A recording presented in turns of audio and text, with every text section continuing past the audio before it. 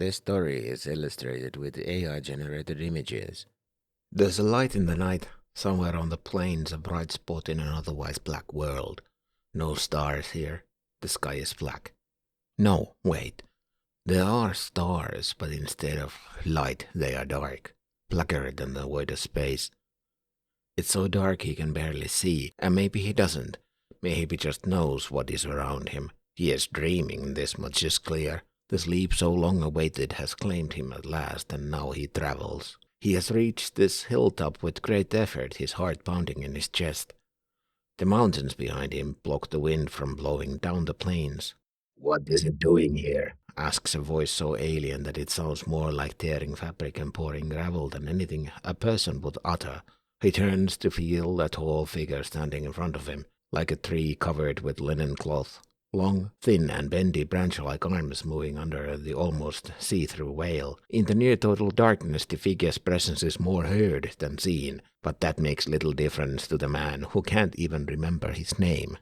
He tries to answer the thing that swings in the wind, towering over him like it was the edge of the forest. "I'm hiding," he finally utters with his mouth so dry his lips tear and he smells blood trickling down his chin. The tree-like thing chuckles, the sound of its hollow trunk reverberating the sound. "You can never hide. I smell the center on you. They'll follow that scent through all the years. I could hide if you gave me that cloth," he says, feeling brave enough to almost demand it. "This is a dream, right? What harm could there be?" "Oh, but if I gave you this, where would I hide then?" it says, and starts to fade away. From the empty darkness a final advice echoes. "Go back now." Richard wakes as Judy brings the car to a stop in the hotel garage. "Oh hell, did I sleep all the way?" he asks, ashamed of having shown weakness. In the room, Richard turns on the light. The housekeeping has been here. The towels have been replaced and the bed made, but the folded-up linen sheet from this morning still resides at the corner of the room table. Richard has a moment of disbelief. How is this still here? And how did I just dream about this? Richard is not a big believer in science and portents, but he does believe in the power of the subconscious, how we solve things in the back of our minds. So he strips down and lets his clothes fall where he stands. The hotel shower gets hot fast, and that awkward moment where you stand there naked, hands stretched out, feeling the water temperature, doesn't last long. Feeling clean but even more tired from the heat of the shower, he then crawls into bed, wrapped in that linen cloth. Sleep comes fast, and then, like the drum roll of an approaching marching band, the dreams follow. His bed is no longer in the hotel room, but in a cathedral, where high arches make the sound shatter and reverberate. There are 13 pathways leading from this cathedral hall. He doesn't need to count. In dreams, you know these things instinctively. Short, cold, and piercing sounds like hammer striking an anvil make shivers run down the sleeper's spine. Each sound marks the arrival of a tall, impossibly thin man-like figure, cloaked in thin, white linen sheets. They gather in a circle around his bed, tilting their heads in curiosity. Sounds like short bursts of static flicker around the bed. Are they talking to each other? The sleeper thinks about the question behind his armor of linen. As if his attention would tune a radio, the static stutters into recognizable speech. "Not here. Was here. Should be here. Will be here." A simple melody played on the cathedral pipe organ thunders over the bickering of the figures. "Pray somewhere. Hunt there." The watchers around the bed become agitated, their voice reverting back to static. They screech like the sound of a train making an emergency stop and vanish into thin air with a series of sucking pops like walking in a swamp. Richard sleeps. No more dreams can get in or out. Judy watches Richard walk down the hallway, touching the wall for support every couple of steps. Judy would rush to his help if it didn't just mean a meaningless argument and delay. Men have such weird ideas about accepting help. Richard gets to his door and gets it open on the third attempt with the keycard, accompanied with a louder than required swearing. When the door closes, Judy is left with a sense of relief and a throbbing pain in her cheek where the injury from this morning now is starting to act up. She is also hungry. The roadside diner lunch was 10 hours ago, and several bottles of Coke and an energy bar from her purse have kept her from crashing. The hotel restaurant is already closed, but the overpriced vending machines in the lobby relinquish a bounty of goods that are really bad for you. In the room, she takes the memory cards out of the recorders, puts them in the reader, and starts the ingesting of both the recordings and the snacks. After devouring 2 mini bags of chips and a box of chocolate raisins, she feels disgust having neglected herself so badly during the day, running the whole evening on just Coke and now sugar crashing with vending machine snacks sends shudders down her spine. There will be some long miles ahead when they get back to Washington. Somewhat nauseated by the sudden sugar rush, she undresses and heads to the shower. The memory cards have been backed up by the time she gets out, and she closes the laptop and dives under the covers. Sleep floods in like a wave, washing her away and carrying her into unknown lands. She dreams lying face down on a wooden pier. There is an overpowering smell of sea, a mixture of wet wood, algae and salt.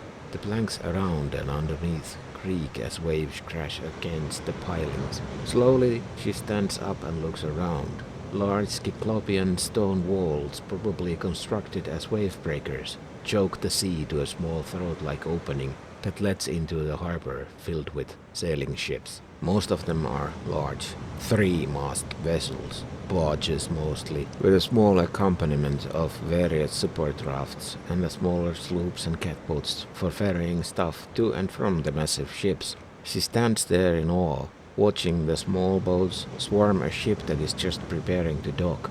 It is early morning, judging by the light. There is a question from behind her. She turns to look. The rugged sailor stands on 1.5 legs and a crutch. He repeats the question in a deep and raspy voice. She doesn't understand him. The language is strange and lulling, but the sense of demand is clear.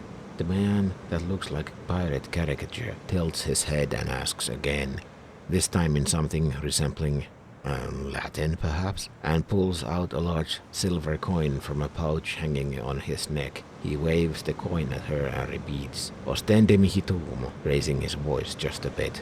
She doesn't understand, and yet she knows what to do. Guided by the day's events, she puts her hand in her pocket. The coin John gave him ought to be there, right?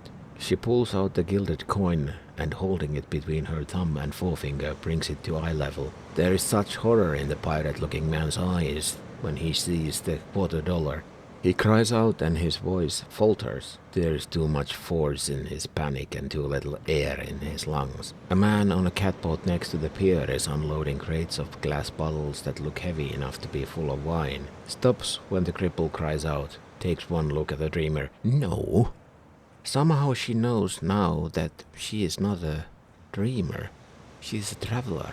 The man on the boat has the same horror on his face as the one with the crutch. He brings a signaling horn to his lips and blows. The sound of the horn echoes in the harbor, and seconds later, as if answering a call, sounds of hundreds of horns cry out from all over. Judy wakes to the sound of the room telephone ringing, blending and taking over the sound of the harbor horns as a familiar reality replaces the images conjured by her dreaming mind. One hand emerges from under the covers and grabs the phone like a drowning man would grasp the rope thrown to pull him back to the ship. Your cell phone is off, Richard says from the other end of the electric tunnel, voice broken down into pulses and reconstituted by vibrating membrane in the earphone. Judy doesn't understand why. The only thing she can think of is the basics of digital communication, versions of the PCM signaling system flashing in her mind. Sorry, what time is it? She asks, the words stumbling out of her mouth like drunkards from a bar after midnight.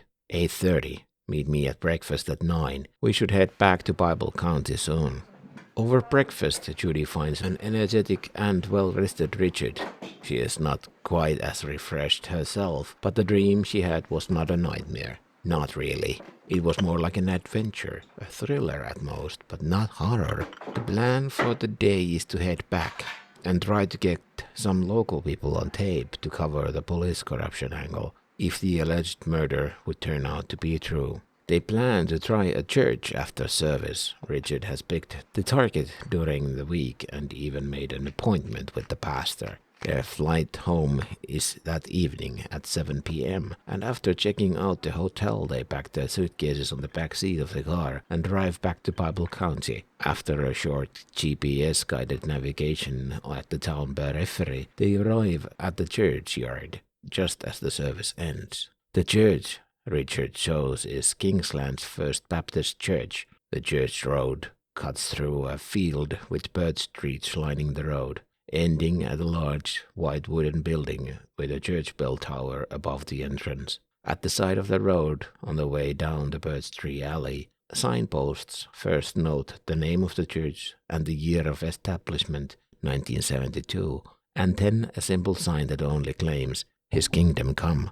When the reporters park their car and get out, some of the churchgoers look at them suspiciously. Understandable. The racial battle lines down here are so deeply ingrained, no local white person would come here with good intentions, Judy thinks, but finds as that the reporters are dressed differently than the locals and behave calmly. The congregation just whispers to each other behind fans and open hands. Pastor Mooley is a rotund black man in a tailored suit. He stands at the end of the church stairs, talking to his congregation and sweating in the early summer sun. Beads of sweat roll down the man's bulbous cheeks as he turns to face the two reporters, dismissing the last of the parishioners with a blessing, May His Kingdom Come. Pastor Mooley, I presume, Richard says and introduces them. Oh yes, the reporters from Washington. We spoke on the phone, am I right? The fat man points at Richard with one sausagey finger. The interview follows the typical path. The local luminary, powered by the misunderstanding that he is important and that this is about him or his church, navigating around his self-praise, the reporters slowly guide the conversation where they want, finally getting a comment about the police. In a town over 80% black population, the county police department has one person of African descent in their employ, says the pastor whilst climbing the church stairs to get into the shadow of the clock tower. And that man is a janitor, he bursts out laughing. So what do you think? Is the police here something people trust? The man, somewhat agitated now and panting from the slight exercise, pushes through the church doors into the chamber under the bell tower. My congregation are all good king-fearing folk, and yet any and all of them live in very real fear of the police. They end up recording the rest of the interview in the church proper, with the pastor spread on the first bench. The reporters dance around his return questions about the purpose of this interview. The thought that this may not be about him has entered his head. Richard expertly follows with questions about the 40-year-old church building, having spotted the plaque by the door, On this rock I shall build my church, with the date 1975 engraved under the quote. While the pastor tells the story how the church was built with collection money after being a kind of a tent revival before that, Judy lets her eyes wander the walls. The church roof is decorated with paintings of Jesus dressed in bright yellow robes, and while Judy is not an expert on church iconography, such significant departure from usual Christian imagery doesn't go unnoticed. Usually, Southern churches drive the poor savior angle, but this is something else. This Jesus sits on a throne like a golden god, white rays of blessing casting down towards the viewer. The pastor does get a bit worked up while talking about the police and treatment of black people in general, but the stories seem to be more about abundant racism and not corruption. Judy thinks it's weird how target-oriented she has become. Stories about systematic racism feel like water off a duck's back instead of breaking her down with the inherent violence of the system. Question by question, the pastor's answer becomes shorter and shorter. When the conversation limps over to local celebrities and then almost falters, Richard goes out on a limb and asks if the pastor is familiar with the Lemire family. The man takes a deep breath, lets out the disgusted chortle, and breathes out curses and vitriol not befit for a man of God. I try not to associate with witches and demon worshippers, the pastor finally says after exhausting his repertoire of colorful language. There is no saving the interview from here, and that is just as well, as the pastor has not given them any particularly useful material. They may not end up using any of this, since a ranty black person will not carry the segment on radio. Together with the endless cycle of prejudice, listening to Mr. Mooley would just fuel the hate and widen the divide. Frustrated, they politely retreat back to the car and drive away from the house of worship. They drive back to the Lemure estate through the town center, where only a handful of cars are on the move. Back behind the Vale of Willows, in the old mine basin, they are greeted with a pack of dogs and their master John, who is letting tar out of the collection vessel underneath the still into a metal paint can. The reporters wish to get some more questions in with the clockmaker and set up the microphone, although it will soon prove futile effort as Mr. Lemire is so animated that a stationary microphone will just not work. Judy takes the handheld recorder with the directional microphone and tracks the man's movements, while Richard conducts the interview, asking the pick-up questions they had identified during breakfast and the drive over. Questions about how he got into the clockwork trade in the first place quickly turn into another tour of the main house. John shows them the upstairs hallway with portraits of both John's grandfather, the judge, and grandmother, both painted at rather late in their life. John tells them that when he was 11, he came across an old book from his grandaunt's collection that had come to their keeping after her passing at the ripe age of 103. The book was titled Nature of Time at the Sea, a posthumous self-biography written by an unknown author pretending to be John Harrison, an English clockmaker. Harrison developed a series of increasingly accurate chronometers, culminating in the marine chronometer, which he completed in 1761. Harrison's chronometers were based on the idea of using a clock to keep track of time at the reference location, such as Greenwich, England, and then using the difference between the reference time and the local time to determine the longitude. This required the development of a clock that was both accurate and resistant to the harsh conditions of sea travel, such as temperature changes and rough waves. Harrison's chronometers were so successful that they were adopted by navies around the world, and they became an essential tool for navigating at sea. Today, the marine chronometer is still an important instrument for navigation, although it has been largely replaced by GPS and other modern technologies. Determining longitude, the east-west position of a point on the Earth's surface, was difficult for several reasons, but the main problem was that it was not possible to accurately measure longitude while at sea, as there were no fixed points of reference. In contrast, latitude, the north-south position, could be determined by observing the position of the sun or other celestial bodies, but the solution was that the Earth's rotation causes a discrepancy between local time and the reference time at the prime meridian. This discrepancy increases by about 4 minutes for every degree of longitude that one travels east or west. In order to determine longitude accurately, it was necessary to have a precise reference time and way to measure local time. The book, according to John, had an extensive collection of older chronometer designs incorporating most of the Principes de la Montre, Mr. Harrison's seminal work explaining the principles and design of his chronometer. In this book, John found some interesting designs, he explains, and pulls an intricately designed instrument from his pocket. I made this from those plans. Richard's eyes light up with interest. What is it? He asks. Well, John explains. This is an astrolabe.